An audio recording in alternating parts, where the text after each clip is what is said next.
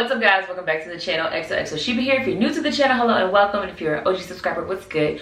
Welcome back. I don't plan to be before you long. This is just a quick update video. I have added some more wigs to my wig sale site. I am trying to do better at just when I get a new wig, if I'm going to want to sell it, I'm gonna just put it on the site immediately so I can keep up. So the last few wigs that I have reviewed on my channel, they are up on my wig sale site. Most of them are HD lace and they're pre-done. A lot of them are closures because that's just what's popping right now. As usual, I am just shipping to the US. Please make sure that when you put in an address, it is an address that you have no issues getting deliveries to. I will reship one time, but after that, the wig's just gonna have to go back on sale if it gets shipped back to me again. They are all human hair. Most of them are HD lace, and you know I put them for the low. And as usual, they've only been worn once for review. A lot of the wigs right now are the wear and go wigs, so they're already customized. You may have to bleach the knots if that's something that you really need, but as far as pre-plugs and all that stuff is done. And be on the lookout because I will just be uploading wigs as I get wigs that I want to put on the site.